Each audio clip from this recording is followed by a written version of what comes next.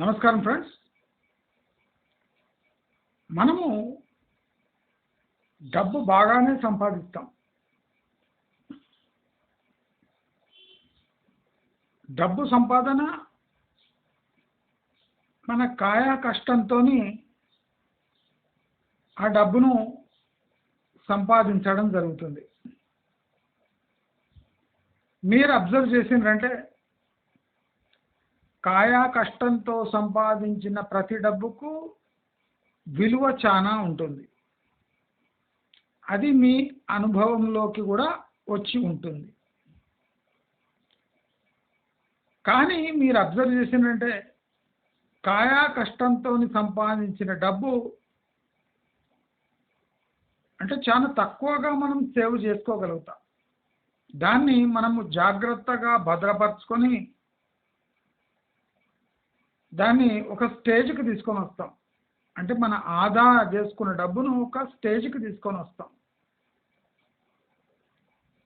ఇంతవరకు స్టోరీ బ్రహ్మాండంగా నడుస్తుంది. ఈ కాయా కష్టంతో సంపాదించిన డబ్బు ఆదా చేసుకొని బ్యాంకులో ఉంచే వరకు స్టోరీ బ్రహ్మాండంగా ఉంటుంది. కానీ ఈ ఆదా చేసుకున్న తర్వాత అసలు ప్రాబ్లం మొదలవుతుంది. చూడండి, డబ్బు వచ్చే వరకు ఒక కష్టాలు ఉంటాయి. డబ్బు వచ్చినాక ఇంకొక టైప్ కష్టాలు ఉంటాయి. మనం ఆలోచిస్తే ఈ కాయా కష్టంతో అంటే మన శ్రమతోని సమకూర్చుకున్న డబ్బు చాలా తక్కువ క్వాంటిటీలో ఉంటుంది. దాన్ని ఏండ్ల కొద్దీ దాన్ని పరిరక్షించుకుంటూ ఒక స్టేజ్కి తీసుకొని వస్తాం. ఇప్పుడు అసలు ప్రాబ్లం మొదలవుతుంది. ఏమంటే ఇప్పుడు మనం బాగా కష్టపడిన డబ్బు సేఫ్గా విపరీతంగా పెరగాలి. చూడండి, మనం కాయా కష్టం చేసి సంపాదించిన డబ్బు స్లోగా పెంచుకుంటూ కూడబెట్టుకుంటూ కొన్ని ఏళ్ళు స్ట్రగుల్ చేసి ఆ స్టేజ్కి తీసుకొని వస్తాం. ఇక్కడ మనకు దయ్యం పుడుతుంది. అంటే శరీరంలో ఒక దయ్యం ప్రవేశించి ఏం చెప్తుంది? బాబు, నువ్వు బాగా కష్టపడి డబ్బును సమకూర్చుకున్నావు. ఇప్పుడు దాన్ని సడన్గా విపరీతంగా 2-3 ఇంతలు 5-6 ఇంతలు పెంచేయి అని ఒక దయ్యం వచ్చి మీ బాడీలో ఎంటర్ అయ్యి మీ బ్రెయిన్కి పోయి సజెషన్ ఇస్తుంది. చాలా మంది లైఫ్లో ప్రాబ్లం ఇక్కడ స్టార్ట్ అవుతుంది. అప్పటి వరకు నార్మల్గా కష్టజీవిగా ఉన్న వ్యక్తి సడన్గా ఒక ఇన్వెస్టర్గా అవతారం ఎత్తుతాడు. ఈ సాధారణమైన కష్టజీవి సంపాదించిన డబ్బు గట్టిగా ఉంటుంది. దానికి అరాకొరా బ్యాంక్ ఇంట్రెస్ట్ వస్తూ ఉంటుంది. తరగదు కానీ కొద్దిగా మెల్లిగా పెరుగుతుంది. ఈ సీన్ కట్ చేస్తే ఎప్పుడు సాధారణ వ్యక్తి ఒక ఇన్వెస్టర్గా మారతారు. అక్కడ జీవితాన్ని కుదిపేసే సంఘటనలు జరుగుతాయి ఈ కామన్ మ్యాన్ తోని. ఇప్పుడు సాధారణంగా ఆలోచించే వ్యక్తి అసాధారణ జీవిగా మారిపోతాడు. జీవితంలో ఏదో సాధించడానికి విపరీతమైన డబ్బును కూడబెట్టాలనే కాంక్ష ఒక్కసారిగా రగులుతుంది. ఇక్కడే చాలా మంది దెబ్బతింటారు. ఇప్పుడు లేటెస్ట్ సెబీ సర్వేలో అంటే securities and exchange board of India, stock market controlling authority వాళ్ళ సర్వేలో సుమారు 60,000 కోట్లు ఎఫ్ఎండో ట్రేడ్ చేసి జనాలు కోల్పోయారు. 60,000 కోట్లు. ఇది అనుకుంటే స్టాక్ మార్కెట్లో చిన్న అమౌంటే, కానీ ఎవరు కోల్పోయారో వాళ్ళు చాలా మంది జీవితాన్ని కోల్పోయినట్టే. ఇలా ఎందుకు జరుగుతుంది? సడన్గా మనిషిలో ఈ అంటే రాక్షసి ఎందుకు ప్రవేశిస్తుంది?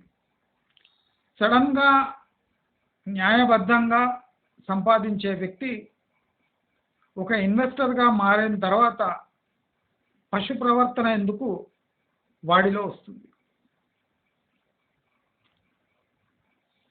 మనము మన సంపాదించిన డబ్బుని బాగా గమనించండి.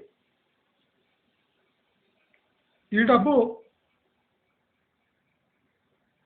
మనము ఎంత కష్టపడి కదిలి సంపాదిస్తామో డబ్బు అంత కదలకుండా పడి ఉంటుంది. ఇది చాలా మందికి నచ్చదు. అంటే తాము ఎంత కష్టపడి ఈ డబ్బును సమకూర్చారో అంత ఫాస్ట్గా డబ్బు పెరగదు. ఇది చాలా మందికి నచ్చదు. తాము సాధారణంగా సంపాదించిన డబ్బు అసాధారణ రీతిలో పనిచేయాలి, ఏదో సాధించాలి, ఆ డబ్బు ఏదో సాధించాలి అని కాంక్ష ఉంటుంది. సరే, కాంక్ష ఉంటుంది, అక్కడ వరకు ఓకే. మరి ఆ కాంక్షను నెరవేర్చడానికి మీ దగ్గర స్కిల్ ఉందా? కాంక్ష కరెక్టే, పెరగాలి, విపరీతంగా పెరగాలి. ఆ స్కిల్ మీ దగ్గర ఉందా? స్టాక్ మార్కెట్లో ఎవరినైనా అడగండి, ఎక్సెప్ట్ నా అటువంటి వాళ్ళను. మేము స్టాక్ మార్కెట్ ఎక్స్పర్ట్ కాము అని చెప్పేస్తాం. కానీ మిగతా 98% మంది మాకు తెలియని స్టాక్ మార్కెట్లో తెలియని చార్ట్స్ లేవు, స్ట్రాటజీస్ లేవు, మేము అన్ని రకాలుగా స్టాక్ మార్కెట్లో ఆడుకోగలం. నేను 9వ క్లాస్ నుంచి స్టాక్ మార్కెట్లో ట్రేడ్ చేస్తున్నా, నాకు ఇంకా అన్ని విషయాలు తెలియవు. కానీ రీసెంట్లో ఒక 6 నెలల 3 నెలల క్రితం ఎంటర్ అయిన ఒక మొబైల్ ట్రేడర్, మొబైల్ ఫోన్లో ట్రేడ్ చేసేటోడిని అడగండి, మొత్తం oil, commodities, chilli, cotton, gold, silver, మొత్తం కాపరు, అదే కాకుండా ఎఫ్ఎండో, ఆప్షన్స్, ఫ్యూచర్ అండ్ ఆప్షన్స్, ఇంకా స్టాక్ మార్కెట్ షేర్స్ అయితే సరే అంటే అన్నిట్లో ఎక్స్పర్ట్ ఉన్నట్టు లెక్చర్స్ బీక్తుంటారు. నాకు ఎప్పుడు నవ్వు వస్తుంటుంది. మరి నేను గత 35 ఏళ్ళుగా నేనేం నేర్చుకోలేదనిపిస్తుంది పాపం. వీళ్ళ మాటలు చూస్తూ నాకు ఒకసారి స్టన్ అయిపోతా. అరే, వీళ్ళలాగా నేను మాట్లాడలేకపోతున్నా. ఇన్నేళ్ల నుంచి ఉన్నా కానీ మొన్న వచ్చిన 6 నెలల క్రితం వచ్చిన వాళ్ళు ఇంత మాట్లాడుతుండ్రు, నన్నే ఒక చవట కింద చూస్తుండ్రు కదా అని నవ్వుస్తుంటారు ఒకసారి. కానీ ఒక 6 నెలలు చదివితే వాళ్ళ కంట్లో నీళ్లు చూసి అనిపిస్తుంది, అనుభవం పనికొస్తుంది. నేను చెప్పదలుచుకుంది ఏమంటే, చాలామంది ఒక 10-20 లక్షలు వాళ్ళ దగ్గర సమకూరంగానే, ఒక 5 లక్షలు సమకూరంగానే దాన్ని ఏం చేయాలి అని ఒకటే పిచ్చి. వాళ్ళకి ఇక సంపాదించేటప్పుడు కూడా అంత టెన్షన్ ఉండదు, కానీ సంపాదించిన తర్వాత ఒకటే పిచ్చి, ఒకటే దయ్యం పట్టుకున్నట్టు చేస్తుంటారు. ఎక్కడ పెట్టుబడి పెట్టాలి, ఎక్కడ పెట్టాలి, పెట్టుబడి.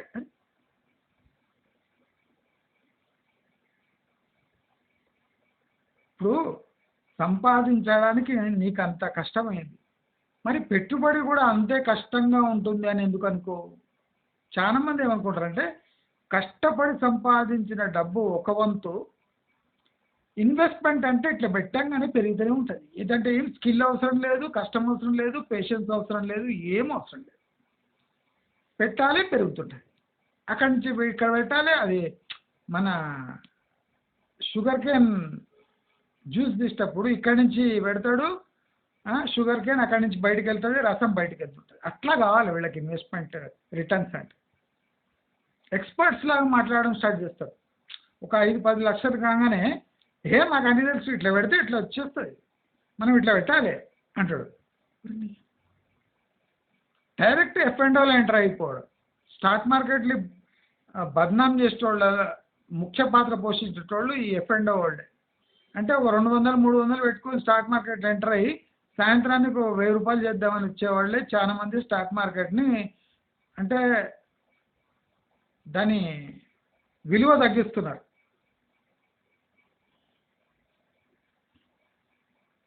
ఫస్ట్ షేర్స్ కొనుక్కోక డైరెక్ట్ F&O ఎంటర్ అవుతారు. తీస్మార్ ఖాన్ గాన్లా వాళ్ళకి ఏబిసిడి కూడా తెలియదు. కానీ వాళ్ళతో మాట్లాడితే చాలా ఇంట్రెస్టింగ్ ఉంటుంది. మొత్తం ఆ సెబీనే వాళ్ళు సెటప్ చేసినట్టు మాట్లాడతారు. మీకు తెలియదు సార్ అంటాడు. ఫస్ట్ ఒక 3 నెలలు 6 నెలల బ్యాక్ ఇన్వెస్ట్ చేయడం స్టార్ట్ చేసినాడు. ఇప్పుడు నాతో మాట్లాడితే ఫస్ట్ ఏమంటాడు సార్, మీకు తెలియదు సార్ అంటాడు. గత 35 ఏళ్ళుగా నేను ఇన్వెస్ట్ చేస్తున్నా. ముఖం మీద చెప్పేస్తాడు, మీకు తెలియదు అంటాడు. ఇంకా మనమేం మాట్లాడలేము. అంటే నేను స్టాక్ మార్కెట్ని బాగా చూసినా కాబట్టి చెప్తున్నా మీకు.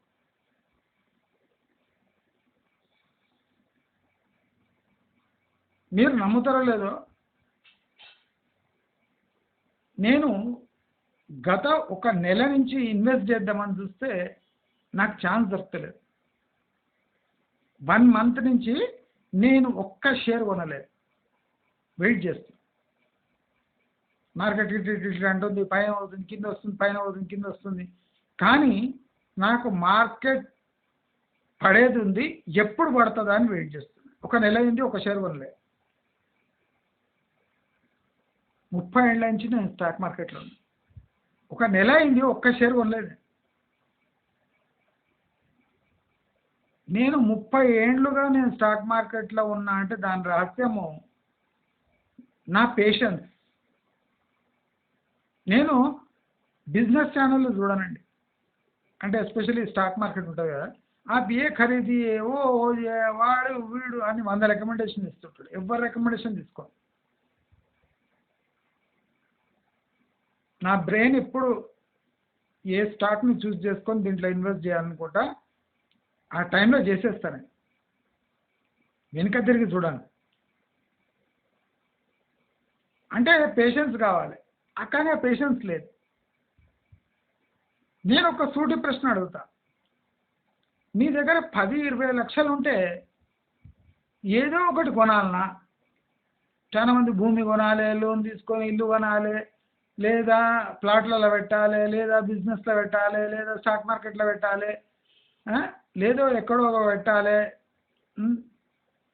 పనికి మాలిన బిజినెస్లలో పెట్టాలి, తాము పెద్ద బిజినెస్ మ్యాన్ కావాలి, పెద్ద ఇన్వెస్టర్ కావాలి అనే కాంక్ష. నేను ఒకటే ప్రశ్న అడుగుతున్నా, 10-20 లక్షలు ఉంటే మీరు ఏమన్నా చేయాలన్నా దానికి? కంపల్సరీ రూల్ ఏమైనా ఉందా? ఇప్పుడు నేను నా 30 ఏళ్ళు స్టాక్ మార్కెట్లో ఉన్నా, నెల అయింది, ₹1 పెట్టలేదు అట్లా అంటే నాకు స్టాక్ మార్కెట్ తెలియదనే? చాలా మంది దుంకింటారు స్టాక్ మార్కెట్లో, మొబైల్లో ఎట్లా. నేను ఇప్పటివరకు మొబైల్ ప్లాట్ఫామే యూజ్ చేయలే స్టాక్ మార్కెట్ ట్రేడింగ్లో. కంప్యూటర్ మీదనే ఆర్డర్ ప్లేస్ చేస్తా. నేను స్మార్ట్ ఫోనే వాడను. అంటే నాకు ట్రేడింగ్ రాదనే? నేను చేయలేనని. ఏదో పెద్ద ఘటన జరగనుంది, దానికోసం మనం వెయిట్ చేయాలి. ఏదో పెద్ద ఘటన జరగనుంది అని మనకు తెలిసినాక మనము కొద్దిగా వెయిట్ చేయాలి. అంతేగాని ఒక నెల అయింది మనం ఇన్వెస్ట్ చేయలేకపోతున్నామని ఇన్వెస్ట్ చేయొద్దు. స్టాక్ మార్కెట్ మనం కంట్రోల్ చేయలేము, మననే స్టాక్ మార్కెట్ కంట్రోల్ చేస్తుంది. అది గుర్తుపెట్టుకోవాలి. మనం ఎంత 30-40 ఏళ్ళ 50 ఏళ్ళ ఎక్స్పీరియన్స్ అయినా మనం ఈ 30 ఏళ్లలో నేర్చుకున్నది ఏమంటే మనం ఏమి పీకలేము. పీకే టైం వస్తే ఇన్వెస్ట్ చేయాలి, వెళ్ళిపోవాలి. అంతేగాని మనం స్టాక్ మార్కెట్ని కుదిపి షేర్ వాల్యూని పెంచి మనం పెద్ద ఇన్వెస్ట్మెంట్ స్ట్రాటజీలు పెట్టి క్యాండిల్ బార్ చార్ట్లు వేసి నేను చార్టే వేయను. నేను only 1 day 1 month 6 months 1 year ఈ చార్ట్ చూస్తా. ఈపీఎస్ చార్ట్ ఒకటి చూస్తా. EPS 1 day 1 month 6 months 1 year chart చూసి క్లోజ్ చేస్తా. ఇంకా నేను అక్కడిక్కడ చూడాలి ఎవరు చెప్పిన అయినా. అంటే దీనికి కూడా ఒక మనస్థైర్యము, పేషెన్స్, ఒక పిచ్చి పేషెన్స్ కావాలి. మా దగ్గర 10-20 లక్షలు ఉంటాయి, అవి మూలుగుతుంటాయి. బ్యాంకు 3% వడ్డీ ఇస్తుంది. కానీ ఆ బ్యాంకు 3% వడ్డీ ఇస్తుందని మనం ఇన్వెస్ట్ చేస్తే ఒక 20% లాస్ అయింది అనుకో 10 లక్షల, అంటే ఒక 2 లక్షలు మాయమైపోయినాయి అనుకో, ఏం లాభం? దానికన్నా బ్యాంకు వడ్డీ నయం కాదు. 3.5% వస్తుంది. అంటే 30 ఏళ్లతో నుంచి స్టాక్ మార్కెట్లో ఇన్వెస్ట్ చేసిన వాళ్ళు కూడా ఇట్లా ఆలోచించాలి. కానీ ఆలోచించారు. అందరు తీసుమార్కరంగా అండి. అందరికి అన్నీ తెలుసు. ఎఫ్ఎండో తెలుసు, గోల్డ్ తెలుసు, మనకు చిన్నప్పటి నుంచి తెలుసు. గోల్డ్ చూడలేదా మనం? Silver easy. కాటన్ చేయొచ్చు, కాటన్ చేయొచ్చు. ఆయిల్ కంపల్సరీ చేయాలి భయ. ఆయిల్ అంటే ఆయిలే.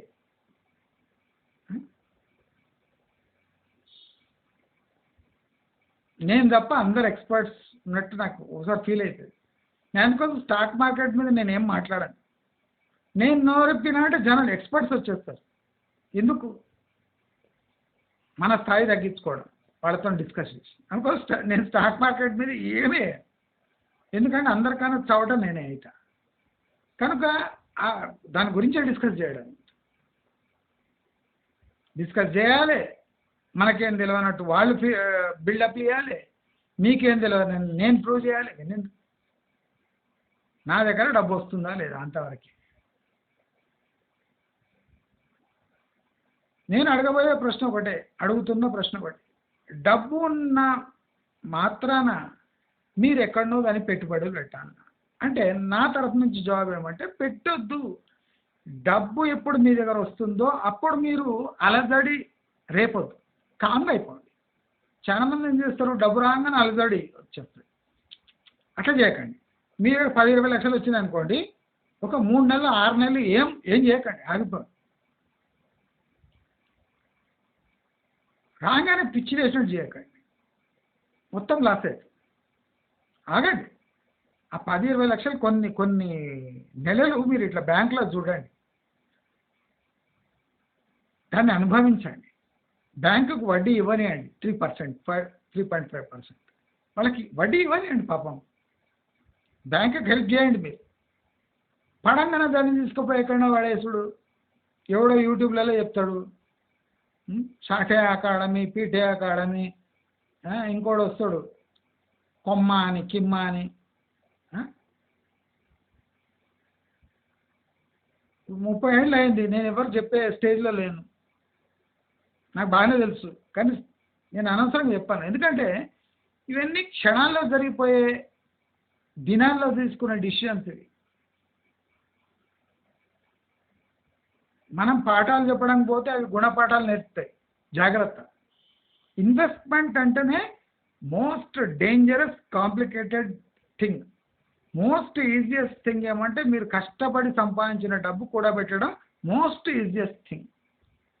మీకు తెలుసు ఈ కష్టానికి ఈ డబ్బు వస్తుందని, కానీ ఇన్వెస్ట్మెంట్లో ఈ కష్టం, ఈ బ్రెయిన్ ఉపయోగించి ఈ కష్టం పెడితే ఈ రిజల్ట్ వస్తుందని ఏం గ్యారంటీ లేదు. చాలాసార్లు నష్టాలు వస్తాయి. మీరు కష్టపడితే నష్టపోరు, ఇది మాకు బాగా తెలిసి అర్థమైపోయింది. ఎందుకంటే మీరు కష్టపడితే మీకు జీతం వస్తుంది, డబ్బు వస్తుంది. మీరు కష్టపడితే మీరు బిజినెస్లో డబ్బు పెడతారు, మీకు అరాకొర 10-20% ప్రాఫిట్ వస్తుంది, తీసుకొని పక్కగా ఆదా చేసుకుంటారు. కానీ ఇన్వెస్ట్మెంట్ అలా కాదు.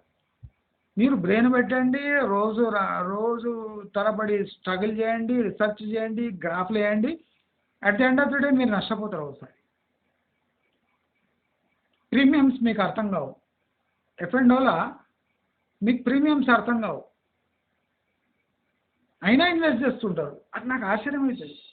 అరే 3 నెలలు అయ్యిండదు వాడు డిమాట్ తీసి, వాడు ఎఫ్ఎండోలో డైరెక్ట్ వెళ్ళిపోతాడు, మనకేమో తెలిసినట్టు. కంపెనీ తెలియదు, దాని ప్రీమియమ్స్ అంటే తెలియదు, ఏది లేదు, కొనుక్కుంటాడు, షార్ట్ కొడతాడు, లాంగ్ పోతాడు, సూక్తులు చెప్పడం స్టార్ట్ చేస్తాడు నెక్స్ట్ డే నుంచి. మీకు స్టాక్ మార్కెట్ తెలుసా మీకు? చేయాలి భయ్, అన్నీ చేయాలి. ఏమే 30 ఏళ్ళ నుంచి ఏం చేస్తున్నావేమో నేను.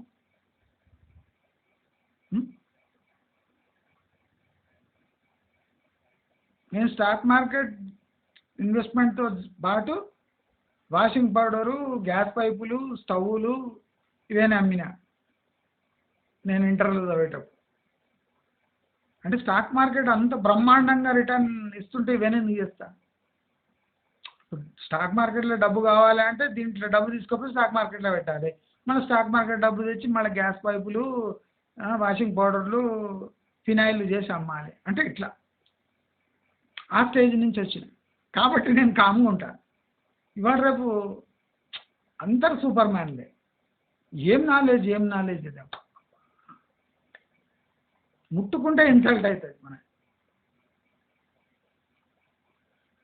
షేక్ హ్యాండ్ ఇచ్చే వరకే మనతో మర్యాద. ఇక స్టాక్ మార్కెట్ గురించి డిస్కషన్ వచ్చిందంటే ఇక మీకేం తెలియదు సార్ అంటాడు ఫస్ట్. నాకేం ఆశ్చర్యం లేదు, నేను కామ్గా ఉంటాను. అందుకోసం ఎవడని ఇట్లా మాట్లాడుతుంటే కామ్గా ఉంటా, నవ్వుతుంటా. ఇట్లా అట్లా ఏమేమో చెప్తుంటారు, సరే సరే అంట. 6 నెలలు తిరిగే వరకు, సంవత్సరం తిరిగే వరకు ఫుల్ కండ్లలో నీళ్ళు పెట్టుకొని అసలు నేను ఇట్లా వస్తుంటే పక్క నుంచి వెళ్ళిపోతాను. నాకు తెలియదు అన్నాడు. మళ్ళీ వచ్చి అరే మీకు తెలియదు సార్, బాగా మిస్ అయ్యిండ్రా అన్నాడు. బాగా లాస్ అయింది సార్, ఎట్లయిందో నాకే అర్థమైతలేదు అంటాడు. నేను ఆ డేస్ కోసమే నేను కామ్గా ఉంటా. మనం చేసేది ఏమొద్దు, వాడిని జోష్ గీష్ మొత్తం పోయి చల్లబడి మా ముందర వస్తాడు. మనం తిట్టే అవసరం ఏముంది? ఇన్సల్ట్ చేసి అట్లా తిరిగి వచ్చి తల ఉంచుకుంటాడు. మనం ఏం చెప్పే అవసరం లేదు. కనుక మనం ఫ్రీ అడ్వైస్ ఎక్కడ ఇవ్వాలి, ఎక్కడ ఇవ్వద్దు, ఎక్కడ ఇవ్వద్దు. ఇప్పుడు స్టాక్ మార్కెట్లో పోతే ఒక 5 లక్షలు పెడితే పోతాయి, ఇమ్మీడియట్గా పోతాయి. ఇప్పుడు మన రియల్ ఎస్టేట్ అట్లా కాదు, గుంజేదే 20-30 లక్షలు, దానిపై బ్యాంకు వడ్డీలు, బ్యాంక్ ఈఎంఐలు ఇవి కట్టే వరకు మనసు చచ్చిపోతుంది. నేను అందుకోసం రియల్ ఎస్టేట్లో దూరి మిమ్మల్ని అందరూ ఎడ్యుకేట్ చేస్తాను. స్టాక్ మార్కెట్ అంత దరిద్రం కాదు మీరు అనుకున్నట్టు. మీ పెట్టుబడి ఎంత ఉంటుందో అంత లేచిపోతుంది. కానీ ఇక్కడ ఈఎంఐలు అట్లా కాదు, మీ పెట్టుబడి పోతుంది, ఈఎంఐలు కట్టాలి, అవి అంతులేని కథ. ఇప్పుడు స్టాక్ మార్కెట్లో ఎంటర్ అయ్యారు, 1 ఇయర్లో లాస్ వస్తుంది, వెళ్ళిపోతారు మీరు, దాని ముఖం చూడరా అయిపోతుంది. ఇది అట్లా కాదు, 20 ఏళ్ళ ఈఎంఐ కట్టాలి. ఎవడు కడతాడు? నేను అందుకోసం రియల్ ఎస్టేట్లో ఎంటర్ అయ్యి మీ అందరినీ గెలికే. ఈ విషయాలు అర్థం కాదని కాదు, అన్నీ అర్థమవుతాయి, అర్థం కానట్టే ఉంటాను నేను.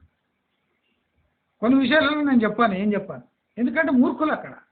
మనం ఏం చెప్పినా విన్నారు వాళ్ళు, ఎందుకు చెప్పాలి? చాలామంది అడుగుతుండ్రు సార్ స్కూల్స్ గురించి, ఎడ్యుకేషన్ నేను చెప్పినా అంటే ఆత్మహత్య చేసుకుంటారు మీరు. అవి ఇంప్రూవ్ కావు, ఎడ్యుకేషన్ సిస్టమ్ ఇంప్రూవ్ కాదు, స్కూల్స్ ఇంప్రూవ్ కావు, కాలేజ్ ఇంప్రూవ్ కావు. ఎందుకంటే నేను కన్సల్టెంట్కి వర్క్ చేసినాను ఎడ్యుకేషన్ ఇన్స్టిట్యూషన్స్. దరిద్రం నా కొడుకులు అంటే వాళ్ళే. స్టాక్ మార్కెట్ కన్నా దరిద్రం అంటే ఎడ్యుకేషన్ ఇన్స్టిట్యూషన్సే. పక్క 400 గిద్దుగానే మొత్తం. పక్క బద్మాష్ గాండ్లు ఏ ఇండస్ట్రీలోనంటే ఎడ్యుకేషన్ ఇండస్ట్రీలో ఉన్నారు. మొత్తం రహస్యాలు నాకు తెలుసు, బయట పెట్టి కూడా లాభం లేదు అనుకో. నేను డిస్కస్ చేయాలి, చాలా మంది అడుగుతుంటారు సార్ స్కూల్స్ నేను స్కూల్స్ మొత్తం మార్చి చెప్తా. కాలేజ్ ఎట్లా వర్క్ అయితే చెప్తా, కాలేజ్ ఎట్లా సెటప్ చేయాలి చెప్తా, స్కూల్ ఎట్లా సెటప్ చేయాలి చెప్తా, ఎంత లాభాలు ఉంటాయి చెప్తా. గలీజ్ అది, మురికి కంపు. క్యాసినో కన్నా ఘోరమైన బిజినెస్ ఏమంటే ఎడ్యుకేషన్ బిజినెస్. క్యాసినో కన్నా ఘోరం. క్యాసినోలో మన డబ్బులు పోతాయి, అర్థమైందా? గ్యాంబ్లింగ్ అది. ఇది కాదు, తెలిసి పిల్లల భవిష్యత్తుతో ఆడుకొని డబ్బులు గుంజి దాంతో డబ్బులు చేసుకునే బిజినెస్ ఎడ్యుకేషన్ బిజినెస్. అందుకోసం నేను డిస్కస్ చేయదలుచుకోవాలి. ఇప్పుడు నేను క్లియర్గా కొన్ని చెప్తే మీరు ఇంప్రూవ్ కావాలి. మళ్ళీ తీసుకుపోయి మీ పిల్లల్ని ప్రైవేట్ స్కూల్లోనే. మీకు అంత దమ్ము లేదు, సారీ, మీకు అంత దమ్ము ధైర్యం లేదు. మీరంతా ఎడ్యుకేషన్కి వచ్చే వరకు మీరంతా ఇంతే, చేతగాని దద్దమ్మని మీరు. ఇప్పుడు నేను డిస్కస్ చేసిన ఏం చేస్తారు, మీ పిల్లల్ని ఇంటర్నేషనల్ స్కూల్ వేస్తారు. ఇంటర్నేషనల్ అంటే ఏంది, నేషనల్ అంటే ఏంది, ఇంటర్నేషనల్ అంటే ఏంది, గవర్నమెంట్ స్కూల్ అంటే ఏంది, టెక్ టెక్నో స్కూల్ అంటే ఏంది, నేను అన్నీ చూసిన, అర్థమైంది. కానీ మీ పిల్లల్ని గవర్నమెంట్ స్కూల్ వేసే దమ్ముందా? మా బాబు గవర్నమెంట్ స్కూల్లో చదువుతాడు. అదే పైసలు లేవా? ప్రైవేట్ స్కూల్లో చదివించాను, పైసలు లేవా? చదివించాను, అవసరం లేదు. మీకు తెలుసో లేదో, గవర్నమెంట్ స్కూళ్ళలో స్టార్ ఫెసిలిటీస్ ఉన్నాయి. స్టార్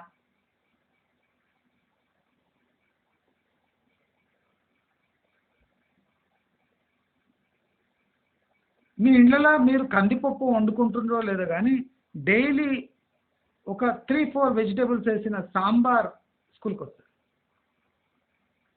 రోజు అరటి పండ్లు గుడ్లు వస్తాయి స్కూల్లో.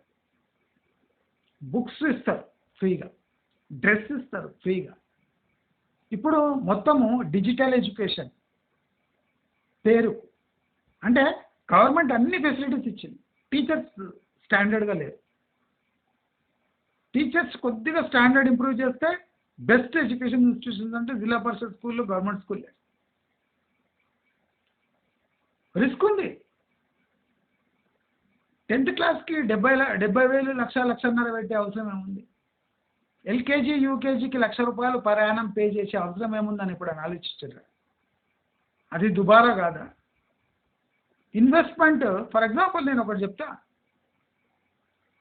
ఒక మామూలు పిల్లవాడు ఎల్కేజీ యూకేజీ నుంచి స్టార్ట్ అయ్యి 10th పాస్ అయ్యే వరకు you are spending almost 7 to 8 lakh rupees on that kid. 7 to 8 lakh rupees on a kid. మీకు అంటే అది తెలియకుండానే దోపిడీ జరిగిపోతుంది. నేను అందుకోసం క్యాసినో కన్నా ఘోరమైన బిజినెస్ ఎడ్యుకేషన్ బిజినెస్ అని చెప్తాను. మరి అక్కడ ఆదా చేసుకోవచ్చు కదా. మీకు పిల్లలపై భరోసా లేదు.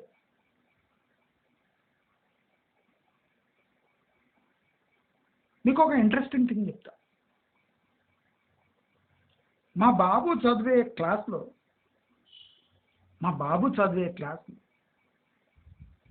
ఒక 5% పిల్లలు ఎట్లున్నారంటే వాళ్ళు రాత్రి గోడలు దుంకి షటర్లు లేపుతారు. 5% ఎట్లున్నారంటే గోడలు దుంకి షటర్లు లేపుతారు. బండి 10 minutesలో లాక్ బ్రేక్ చేసి తీసుకొని వెళ్ళిపోతారు. క్లాస్లో ఉన్నారు.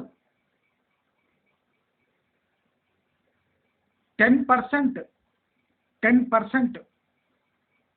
10th వచ్చిన హిందీలో ఈ రాదు. మ్యాథ్స్లో 10th టేబుల్ వరకు రాదు. హిందీ ఈ రాదు. 10th క్లాస్కి వచ్చింది అంటే సన్నాసు.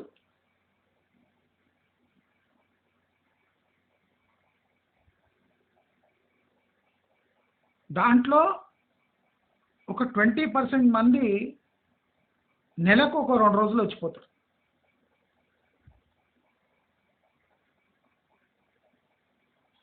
క్లాసులో సుమారు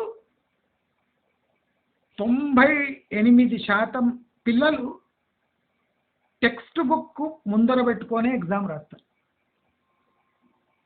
మా బాబు క్లాస్లో పిల్లల పరిస్థితి చెప్తారు. యాన్యువల్ ఎగ్జామ్లో కూడా టెక్స్ట్ బుక్కులు ముందర పెట్టుకొని రాస్తారు. 98%. 2% నార్మల్గా ఉన్నారు. మీ బాబును స్కూల్లో వేస్తారా?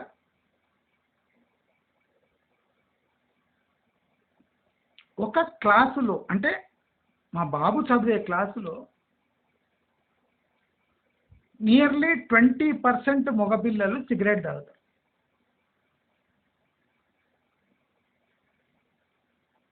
20% పిల్లలు సిగరెట్ తాగుతారు క్లాస్లో, అంటే బాత్రూమ్కి పోయి. 20%. మీ బాబును గవర్నమెంట్ స్కూల్ వేస్తా, ధైర్యం ఉందా? ఉం? ధైర్యం ఉందా? ధైర్యం లేదు, షేక్ అయిపోయాను కదా. ఎందుకు లేదంటే మీ పిల్లలపై మీకు భరోసా లేదు.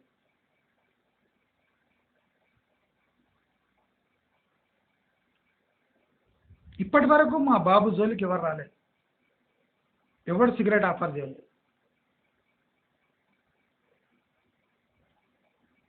ఆశ్చర్యంగా. నేను స్కూల్కి పోతే ఆ, పిల్లలు అంటే నొటోరియస్ పిల్లలు, అంటే సిగరెట్ తాగేటోళ్ళు, షటర్లు లేపేటోళ్ళు, సార్ మీరు మాకు అంటే మోటివేట్ చేయండి సార్, ప్లీజ్ మీరు మంచి మాటలు చెప్పండి సార్. నేనేమంటే మంచి మాటలు చెప్పాలి అని మీరు ఎందుకు వెయిట్ చేస్తున్నారు? మీరు మంచిగా ఎందుకు మారతలేరు? ఇప్పుడు ఆ సిగరెట్ తాగే పిల్లలు, షటర్లో లేపే పిల్లలు నా దగ్గరకు వస్తారు. సార్ మీరు మాకు మంచి మా మదర్ ఫాదర్ స్టాండర్డ్గా లేరు, లేబరర్సు, ఆటో డ్రైవర్లు, ట్రక్ డ్రైవర్లు అట్లున్నారు, కూలి పనులు చేస్తారు. ఉం?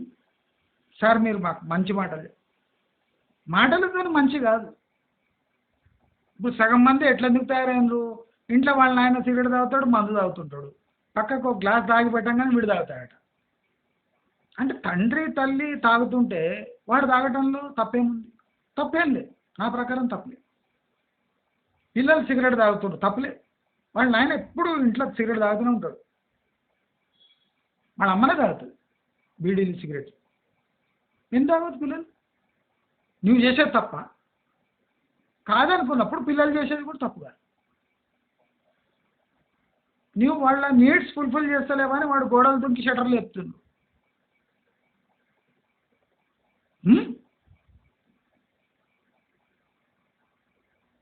పిల్లలు సైకిల్ తొక్కాలి అనిపిస్తే అపార్ట్మెంట్లో దుంకి సైకిల్ తీసుకొని బయట పోయి తొక్కేసి మళ్ళీ దుంకి అపార్ట్మెంట్లో సైకిల్ పెట్టి వచ్చేస్తారు. అంటే వాళ్ళ దగ్గర కూడా నైతిక విలువలు ఉన్నాయి. సైకిల్ని దొంగతనం చేసి మొత్తం రౌండ్ కొట్టి మళ్ళా దుంకి ఆ సైకిల్ అక్కడ ప్లేస్లో పెట్టి వెళ్ళిపోతారు. వీళ్ళని దొంగలు అంటారా? వీళ్ళు ఇట్లా మారడానికి కారణం ఏంటి? ఇలాంటి స్కూల్లో మీరు మీ పిల్లల్ని వేస్తారా? దమ్ముందా? లేదు. ఎందుకంటే మీ దగ్గర ఎడ్యుకేషన్ అన్నది బుక్కిష్ ఎడ్యుకేషన్. ఇప్పుడు రిస్క్ ఉంది నాకు, లేదా? రిస్క్ లేదా? భయంకరమైన రిస్క్, అన్ఇమాజినబుల్ రిస్క్ కదా. మీరు తీసుకుంటారా రిస్క్? తీసుకో. You are spending 8 lakh rupees, 6 to 8 lakh rupees on a kid from kindergarten to 10th class. Average నేను చెప్తున్నాను. కొంతమంది 12-15 లక్షలు కూడా స్పెండ్ చేసేటోళ్ళు ఉన్నారు రోజు ఆటోలకు, పాకెట్ మనీకి. 12-15 లక్షలు ఖర్చు చేసేటోళ్ళు ఉన్నారు from kindergarten to 10th class. Average middle class వాళ్లకు 6-8 లక్షలు ఖర్చు అవుతుంది. మళ్ళీ ఇది ఆదా చేయొచ్చు కదా, ఎందుకు చేస్తుంది? గవర్నమెంట్ ప్రెషర్ వేసి మంచి ఎడ్యుకేషన్ సిస్టమ్ తేవచ్చు. మీరు ఇంట్లో పేషెంట్స్తో కూర్చొని కంప్యూటర్ పెట్టి యూట్యూబ్లో మంచి వీడియోస్ చూపించి లెసన్స్, ప్రాబ్లమ్స్ సాల్వ్ చేసే వీడియోస్ ఉంటాయి, అవి కూర్చోబెట్టి చెప్పండి. మీకు బహుశా రాకపోతుండొచ్చు, ప్రాబ్లమ్ సాల్వ్ చేయడానికి రాకపోతుండొచ్చు, వాళ్ళకు యూట్యూబ్ వీడియోస్ ఉన్నాయి కదా, కూర్చోబెట్టండి. మంచి టీచర్స్ యూట్యూబ్లో చెప్తున్నారు, కూర్చోబెట్టి వినిపియండి.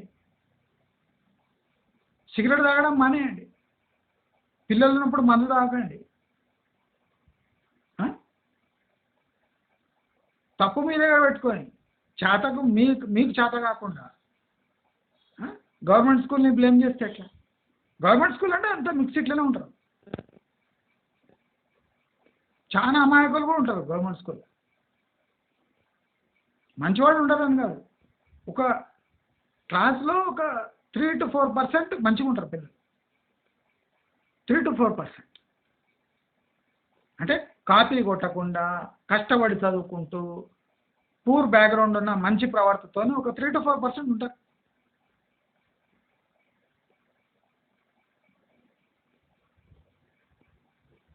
అనవసరంగా రిస్క్ తీసుకుంటున్నా అంటే తీసుకుంటున్నాను. 10th class total text books 700 రూపీస్కి వచ్చేస్తాయి. దాన్ని టీచ్ చేయడానికి 70,000 to 1 lakh తీసుకుంటారు. అంటే ఇంటర్ కన్నా కోర్టు చదువులా ఇది? నేను చూసిన సిలబస్ చూసిన అన్నీ చూసిన. స్కూల్కి పోకుండా యూట్యూబ్ చూసి పాస్ కావచ్చు 10th క్లాస్. కొద్దిగా యావరేజ్ స్టూడెంట్ ఉంటే యూట్యూబ్ చూసి పాస్ అయిపోవచ్చు. దానికి 70,000 లక్ష పెట్టి ఒక డ్రెస్సు, మళ్ళీ టిఫిన్ బాక్సులు, సెమిస్టర్ ఫీజులు, ఎంటర్టైన్మెంట్ ఫీజు, వాళ్ళ యాన్యువల్ డేకి మనం డొనేట్ చేయడం, బెల్ట్కి 1000 రూపాయలు, టైకి 1000 రూపాయలు, ఎక్స్కర్షన్కి ఒక 20,000 10,000. ఇక్కడ ఆదాయం ఎందుకు చేస్తలేరు అని ప్రశ్న వస్తే మీ దగ్గర జవాబు ఉందా? లేదు. అంటే మీకు ఏది అంటే పెట్టుబడి పెట్టి పెంచడం, పెట్టుబడి పెట్టి పెంచడం, పెట్టుబడి పెట్టి పెంచడం అంత ఈజీగా. The most difficult and dangerous task is investing, which can make or break your life. But an average salary earning person is really safe.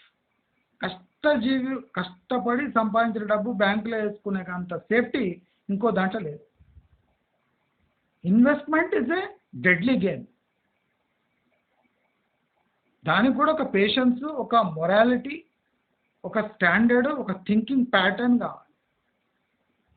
ప్రతి అడ్డమైన సన్యాసికి ఇన్వెస్టింగ్ రాదు. కానీ 100లో 98% మందికి ఇన్వెస్ట్మెంట్ అంటే పెద్ద కథ కాదనుకుంటారు. చాలా డేంజరస్ గేమ్.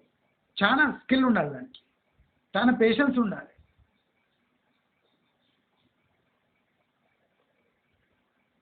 మీ దగ్గర ఆ పేషెన్స్ ఉందా?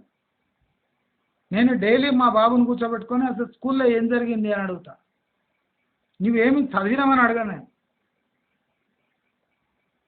నేను ఇప్పటివరకు మా బాబు రాసిన టెస్ట్ పేపర్స్ నేను చూడలేదు. ఓన్లీ ఫైనల్ కార్డు చూపిస్తే కింద సైన్ చేస్తా. ఎంత పర్సంటేజ్ వచ్చింది అని అడుగుతా. ఇంత వచ్చింది, ఎక్కువ వచ్చింది, తక్కువ వచ్చింది కూడా అడగను. ఇంత వచ్చింది, ఇంత వచ్చింది చాలు, నెక్స్ట్ టైం ఇంప్రూవ్ చేసుకో. 20కి 20 వచ్చినాయి, ఇంకేముంటుంది ఇంప్రూవ్ చేసేది? 20కి 20 వస్తే ఏమడుగుతుంది సార్? కాపీ కొట్టినవా? కాపీ కొట్టినవా? ఫుల్ మార్క్స్ వస్తే ఏమడుగుతా అంటే కాపీ కొట్టినవా? లేదు. ఓకే, 2 క్వశ్చన్లు రాయలేదు, దానివల్ల 70% వచ్చినాయి, నో ప్రాబ్లం. నేను డిస్కషన్ చేయాలి. నేనేమడుగుతా సార్, క్లాసులో ఏమైంది, టీచర్ ఏం చెప్పిండ్రు, టీచర్ ప్రవర్తన ఎట్లుంది, పిల్లల ప్రవర్తన ఎట్లుంది, స్కూల్ ఎట్లా నడుస్తుంది. మ్యాక్రో లెవెల్ క్వశ్చన్స్ అడుగుతా, డైలీ అడుగుతా. జోక్స్ వేసుకుంటాం.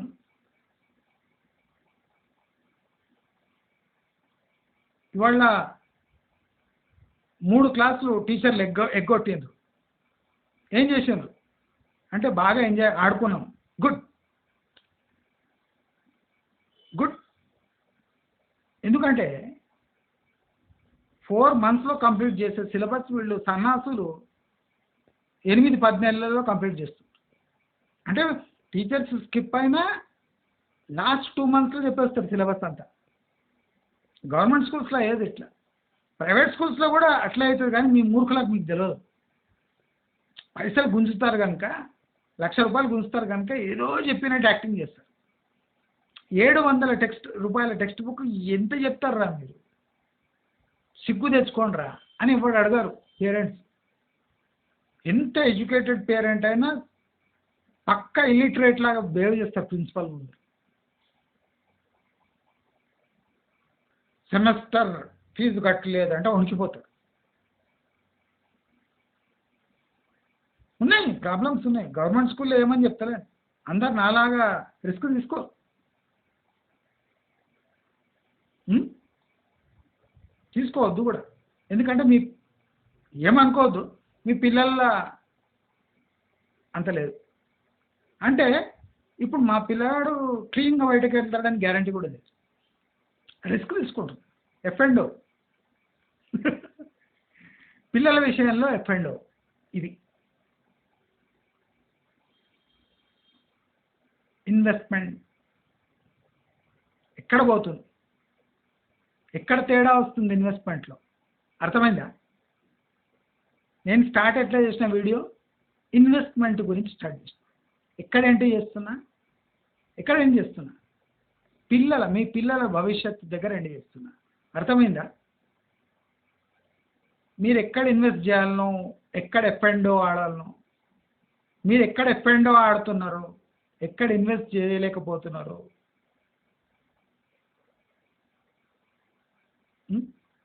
పిల్లల తిండి వచ్చే వరకు ఎఫ్ అండ్ ఓ,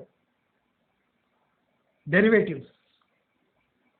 పిల్లలు చదువు వచ్చే వరకు F and O, derivatives.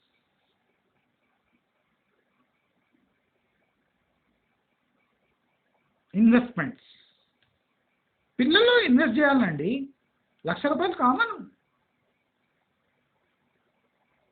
Second class third క్లాస్కి ₹1,00,000. ఎందుకంటే ఇంటర్నేషనల్ స్కూల్ 2,00,000. కిండర్ గార్డెన్ యూకేజీలో ఏం చెప్తుంది? ఏ టు జెడ్ ఎన్నిసార్లు తిరిగేది చెప్తుంది, ఎన్నిసార్లు శాండ్ పిట్లో ఆడిపిస్తారు, ఎన్నిసార్లు రైమ్స్ చెప్తారు. రింగా రింగా రోజు చెప్పడానికి వీళ్ళ 1,00,000 2,00,000 కావాలన్నా? ఆలోచించండి. ఎప్పుడైనా పెట్టుబడి వేస్ట్ అయితే లేదు, ఆలోచించిందా? ఆలోచించారు. ఎందుకంటే బ్యాక్ సైడ్లో దమ్ముండాలి, బూతులు వస్తాయి, జాగ్రత్త. ఎడ్యుకేషన్ సిస్టమ్ మీద మాట్లాడాలి, సిస్టమ్ మీద మాట్లాడే లాభం లేదు. మీ సిస్టమ్ మార్చుకోవాలి. ఎడ్యుకేషన్ మీద ఏం మాట్లాడతారు? ఏం బీకలేరు మీరు, దమ్ముదారం లేదు. సిస్టమ్ మీద మాట్లాడద్దు. సిస్టమ్ని మార్చాలనే ఒక స్టెప్ తీసుకోవాలి. అది తీసుకుంటారా చేతగా, నెక్స్ట్ డే మళ్ళీ వ్యాన్ ఎక్కియడము, 10 కిలోల బస్తా పిల్లగాని వెనుక పెట్టడము, వాణి టిఫిన్ బాక్స్లో కుర్కురే లేదా ఇడ్లీలు కుక్కడము, హోటల్ ఇడ్లీలు కుక్కడము, వాడి ముఖాన వాడేయచ్చు. రాగానే మ్యాగీ వాడి ముఖాన పారేయడము, కర్రీ పాయింట్కి పోయి కర్రీ తెచ్చి చపాతీ తెచ్చి వాడి ముఖాన వాడేయడము, చప్పట్టు పట్టడం. నా బాధ్యత అయిపోయింది, ఇన్వెస్ట్మెంట్ కంప్లీట్. దానికి వాడు చదువుకోగానే ఫారెన్కి వెళ్ళిపోవాలి, రిటర్న్స్ రావాలి. కాదు కదా లైఫ్లో. ఎప్పుడు ఇన్వెస్ట్మెంట్ ఎక్కడ పెట్టాలి, డబ్బును ఎలా పెంచాలి, ఆ డబ్బును పెరగడంలో మనం కూడా అంటే మన స్టాండర్డ్ కూడా పెరుగుతున్నాయా డబ్బుతో పాటు? అసలు డబ్బు పెంచే విధానం అదేనా? డబ్బు పెంచే విధానంలో మనం ఏమన్నా మిస్ అవుతున్నామా? మెయిన్ ఇన్వెస్ట్మెంట్, పిల్లల్లో ఇన్వెస్ట్మెంట్ అక్కడెక్కడన్నా తేడా వస్తుందా? డబ్బుతో స్టాండర్డ్స్, మీరు పిల్లల స్టాండర్డ్స్ కొంటున్నారా? మీ పిల్లవాడు ఏం చేస్తున్నాడు? నేను ఎంత కష్టపడి మా పిల్లవాడిని పెంచినా వాడు డిగ్రీ తర్వాత మొత్తం ఎదురు తిరగవచ్చు, ఏ ఛాన్సెస్ ఉన్నాయి. కానీ నా జాగ్రత్తలో నేనుండి పెంచుతున్నానా లేదా? దేనికైనా రెడీగా ఉండాలి. ఇప్పుడు నేను రిస్క్ తీసుకున్నా మా పిల్లవాడి మీద, అందరినీ రిస్క్ తీసుకోమటలే. మీరు ప్రైవేట్ పాఠశాలలో చదివే మీ పిల్లలపై నిఘా ఉంచారా? వాడు రాగానే ప్రాపర్గా తిండి పెడుతున్నారా? వాడితో టైం స్పెండ్ చేస్తున్నారా?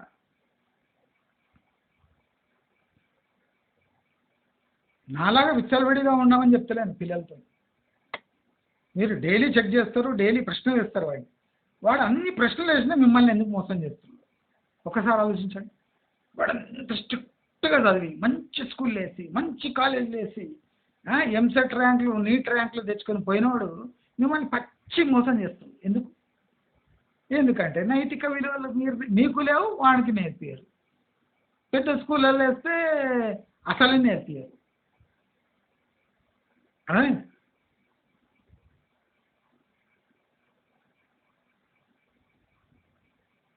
చాలా ఇన్వెస్ట్మెంట్లో చాలా రకాలు ఉన్నాయి. మీరు ఎటువంటి ఇన్వెస్ట్మెంట్ చేస్తున్నారో ఒక్కసారి మీ లైఫ్ని ఒక్క చాప్టర్లో వెనక తీసి తీసి చూడండి. మీకు అర్థమైపోతుంది మీ ఇన్వెస్ట్మెంట్ ఏందో, మీ యాంగిల్ ఏందో, మీ టాలెంట్ ఏందో, డబ్బులను ఎట్లా పెంచుతున్నారో, పిల్లల్ని ఎట్లా పెంచుతున్నారో అర్థమైపోతుంది. ఈ వీడియో అర్థమైంటే లైక్ చేయండి, షేర్ చేయండి, సబ్స్క్రైబ్ చేసుకోండి. నమస్కారం.